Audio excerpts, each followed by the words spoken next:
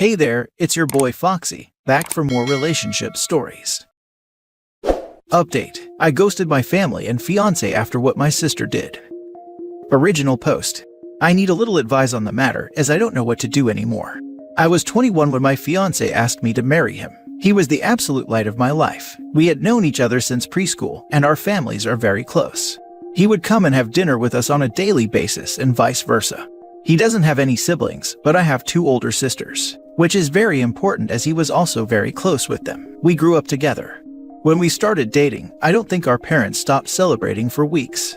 He helped me deal with a lot of my anxiety, and even when I gained a little weight and my mother berated me saying he was going to leave me, he told her off and said he loved me for who I was, not for what I looked like, even though he claimed I was the most beautiful girl in the world to him.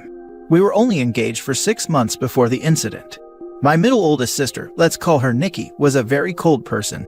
She never showed any affection. She only ever opened up to my fiancé, as she said she saw him as a brother, and he also helped her through a lot of her dark times, such as battling drug addictions and breaking the law. She and I never saw eye to eye. I loved her dearly because she was my sister, but didn't like her as a person. Out of the blue, she tells me she wants to take me clubbing, as we had never been together before, and she felt bad that she was so distant to me. I agreed, and that night we went out. Clubbing wasn't really my style, but once I had a few drinks, I loosened up a little and began having fun. The night was going smoothly until Nikki spotted a guy across the room whom she claimed she wanted to climb like a tree. She walked over to him, and within a few minutes, she was back and she had a sour expression on her face. I asked her what was up, but she never said anything. I kept pressing because I didn't want our night to be ruined. She then told me the guy didn't want her number, but he wanted mine instead. I told her he was a loser and that there were plenty of guys around who would do anything to be with a girl like her. She didn't budge though. She told me she needed to use the restroom and then we would leave. I waited for another hour. During this time, I was sipping on a lot of different cocktails. I then started feeling really dizzy and lightheaded. I figured I'd just cab it home, as I was certain Nikki had left. On the way out though, I bumped into a friend of Nikki's whom she had briefly dated. He asked me if I needed a hand to my car, and I explained I was getting a cab. He said he was getting ready to leave and we could share one. I told him okay, and we walked out of the club together and into the first cab we saw. I tried to find my phone in my purse, but I felt myself getting dizzier and dizzier. I don't remember what happened next as I blacked out, and the next morning I woke up on a hard sofa with my head pounding. When I came to, I realized I was in Nikki's friend's house, and my phone was sitting on the glass table in front of me, but it was flat. When he noticed I was awake, he offered some tablets and water and explained that I had passed out in the cab and he didn't remember my parents' address, so he just picked me up and took me back here where he laid me on the sofa.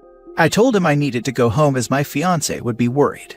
He called a cab and I left. And when I arrived at my parents' house, my mother, father, Nikki, my fiancé, and his parents were all standing in the living room. I thought they were worried about me, but the instant I opened my mouth, my fiancé asked, how could I do this to him? I tried to explain that my phone went flat, but he then went on screaming about how could I cheat on him. I was baffled. Why would he think that? I tried to explain the night's events, but I kept getting cut off. Nikki then chimed in and said I was a lying hoe, and how could I be so heartless to a man who has been there for me through thick and thin. She went on to say I kept flirting with random guys all night, and then when she went to the bathroom, she saw me leave with her friend. I told her what had happened, and she showed me photos on her phone as we were leaving. His hand was on my back ushering me outside. Yes, the photo did look horrible, and I was so drunk I didn't even realize his hand was on my back at all. My fiancé was so angry, he kept shouting, and his mom and mine were both crying. I then asked Nikki to call her friend, and he would confirm that nothing happened. But when she called him, he told a completely different story. He said I begged him to take me back to his, and when he did, we slept together multiple times. I saw red and started crying and yelling at Nikki because I knew she had organized this whole thing to make me look bad. I begged my fiancé to believe me, but he just shook his head and left. When everyone had cleared out, my mother slapped me across the face and told me to get out. I left and went to a friend's house where I stayed for a few nights. During those nights, I called my fiancé crying and pleading with him to believe me that nothing happened, but it all fell on deaf ears as he never returned any of my calls or texts. My mom texted me and told me she was kicking me out, and that she couldn't believe I would do such a thing, and a lot of hurtful other slurs I don't think I could repeat here. She didn't even give me time to get my things, as she threw everything out. I was now homeless. None of my family would take me in, as they chose my fiancé and mother's side. I was homeless and single in less than a day and a half. My entire world had been taken away because of Nikki's lies. Now for weeks, I tried everything to get my fiancé back and my family. The limit for me though was when Christmas time had come, and I went over to my mother's house to try and reconcile. I was sleeping from couch to couch during this time. When I got to my parents' house, I knocked on the door, but no one answered. My friend then called me and told me she just saw on Facebook that my family were in another state celebrating Christmas, and they had posted pictures online. Everyone was there, my sisters, parents, grandparents, and even my fiancé and his family. When I myself saw the photos, I couldn't stop crying as they all looked so happy. I cried for days and days before deciding to block them all. I even returned my engagement ring. My friend knew someone a couple hours away who was looking for some help in his restaurant, and he even had living arrangements above where he worked, so I could get rent at a cheap price and work at the same time. I wanted to start over with my life, as it hurt me that no one took my side, and they all left me to fend for myself. I was able to move pretty quickly and was doing well. The apartment was tiny, and I had to work 10+ hours almost every day, but I was able to save a lot of money. I'm not living in the apartment anymore. I was able to rent a much nicer place, but I am still working at the restaurant as assistant manager. Now it has been roughly 2 years since I left, and have not spoken to any of my family. I have no idea what is going on with them, until I got a knock on my door. It was my ex-fiancé. I was shocked to say the least. All these feelings came rushing back, and all I wanted to do was jump into his arms. But then I remembered the pain I had felt and tried to slam the door in his face, but he stopped it and asked that I let him explain. He said that Nikki had gotten married, and she had confessed that she lied about the situation because she had found someone she loved so much and realized what a horrible thing she had done. I asked him how he found me, and he said my friend told him. My entire family had been trying to get in touch with me and want to see me. I told him I needed time to see if I even wanted to have them in my life. He left, and I have been a mess since. I don't know what to do. I know I will never ever forgive Nikki. She could rot for all I care. But it's hard because my other family and fiancé didn't know she was lying, but I also felt like they abandoned me too quickly without letting me explain my side. I don't know if I should forgive them. Any advice would be much helpful. Now for the top advice before reading the update. I'm petty as heck, and I would request a meeting with the family and sister's husband, and in front of him I would tell him how she drugged you and gave you to a stranger to do whatever while you were out of it. How even after making you homeless, jobless, supportless, she still let that go on for years and enjoyed Christmas while not knowing if you were in a ditch somewhere. Blow up her life. Also, you don't owe them anything. They are all horrible people. And to add to that, if I was OP, I'd bring my certified home wrecker friend into Nikki's married life. Exactly, and let him know to the T exactly what a conniving sack of waste he married, and who knows what else she's capable of. Then I'd tell them all to freaking rot in hell. Then I'd curse them all before walking away. Frankly, I do not think I could forgive your ex-fiancé or your family for abandoning you so quickly based on an incident that didn't even occur. It's all well and good for them to be sorry, but they didn't have to completely reinvent themselves on their own the way you did. I wouldn't be quick to forgive or to forget. I'd like to add that the ex-fiancé could have considered that she was taken advantage of and violated when she was drunk or drugged, and had no consideration as to whether she was forced upon. Didn't ask if they should go to the hospital to get a kit done, along with preventative care for STDs or get tested. I understand emotions can run high, but I bet he knew what kind of person the sister was if he literally helped her through an addiction and other issues. For clarity, being addicted isn't the problem, but the person that her sister is. There's no way he's not familiar with the type of person she was and what type of friends she might have. He deserves 0 second chances. Edit, I only mentioned her fiancé, but all of this applies to her family as well. Now for the update. Wow guys, I don't even know where to begin. I am honestly so grateful for all the support, advice, beautiful messages you guys sent me. I wish I could personally thank each and every one of you, and I did try my best to reply to every message. You guys are honestly so amazing, and I cried reading all the comments. My heart has never been so touched with the amount of love and support I got on this post, and I am so sorry if it took too long to post an update. I was honestly in so much shock I didn't know how to cope with it. So, I never got back to my ex.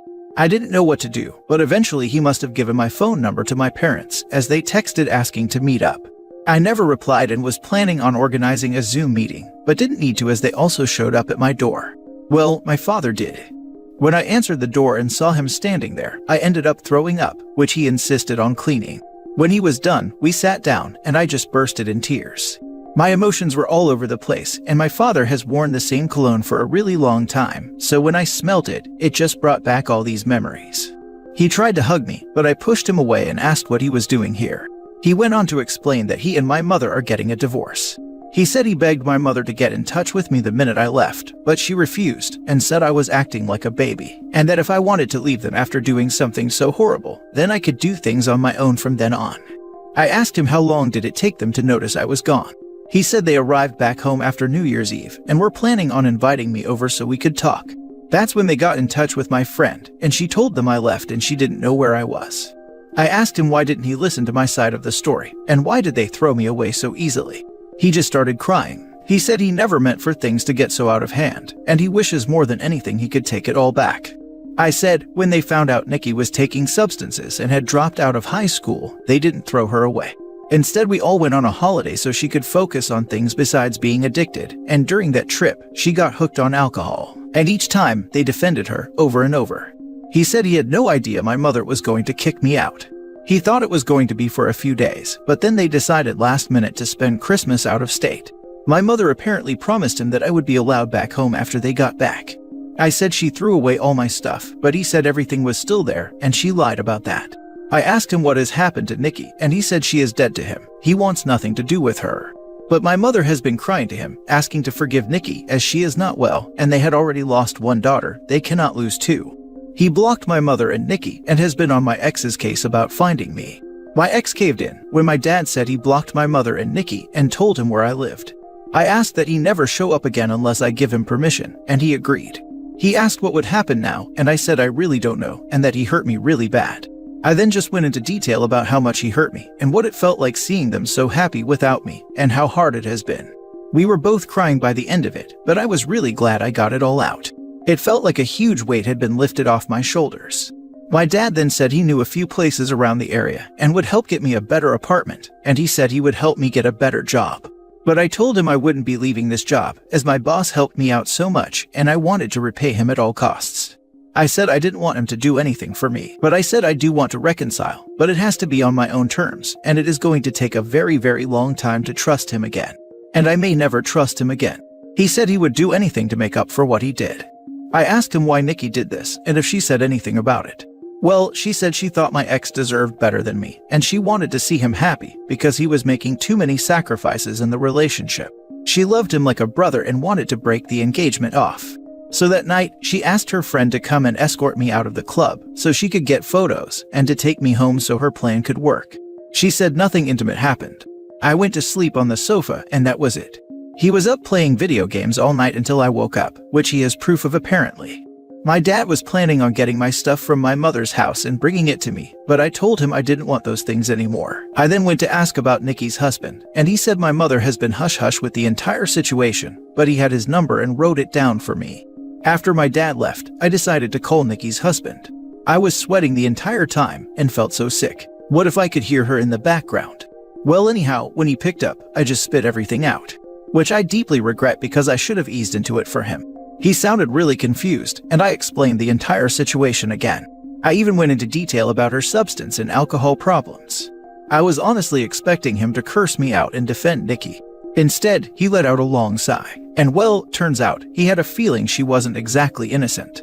Turns out her and his sister have been having problems, and she has been spouting non-stop lies about his sister and has caused a huge rift between them. His sister didn't even attend their wedding. I told him I was sorry, but he should make things right with his sister because Nikki was the problem, not her. We spoke a little more and he hung up. I'm not entirely sure what he is going to do with that information. I hope he cuts his losses and leaves her because he sounded like a really nice person, and even he has lost his own sister because of Nikki. So I have decided to reconcile with my dad. My mother has always run the show their entire marriage, so the fact he is putting his foot down and divorcing her and going no contact with Nikki shows he is serious about wanting to make amends. I don't think I will ever reconcile with my mother, as she thinks Nikki is a victim too in all this, and at this point, I don't care to listen to her excuses. If she reaches out and we talk, I will update the post again. For my ex, I haven't had the time to meet with him and talk, though my dad mentioned he wanted to come with my dad, but he told him I would be too overwhelmed if both were there and seeing them separated will help make clear decisions. He also mentioned my ex was arrested for fighting Nikki's friend who lied about the entire situation. He was being charged, but the charges were dropped a few days later. I will update the post again when I have time to speak to my ex. So this means your sister literally drugged you just to break your relationship up. The way you were passing out at the club isn't normal. What about your other sister? It might be a lot of hoops to jump through, but I would seriously consider if any charges could be brought against your sister and her friend. They drugged you. They caused you extreme emotional turmoil. But I totally understand OP if you just want to wash your hands of them and not reopen old wounds. It's actually very karmic that you may have cost Nikki the relationship with the man she professes to love after she did the same to you. At least in your case, it was an act of charity. That poor guy definitely deserves better. Her sister torpedoed OP's relationship with lies. OP has hopefully torpedoed her sister's with the truth. Well, goddamn, this is a whole big kerfuffle. I definitely think the dad can be forgiven. As you said, he was bossed around a lot in his marriage, which would make him unable to bring you back unless your mum wanted that. He seems nice. Be slow with it though. The fiancé seems to have good intentions, even attacking the dude. However, the bridges have been burnt. If you really felt up to it or accepting, you probably could let him back, and it would work, but that's something you'd have to figure out if you were even able to do. They all believed Nikki too quickly, even though she had proof, and didn't let you explain your side at any point ever. Mom and Nikki can be out of the equation. Set up your life where you are. Dad can be forgiven, and so can your ex, if you actually feel up to it.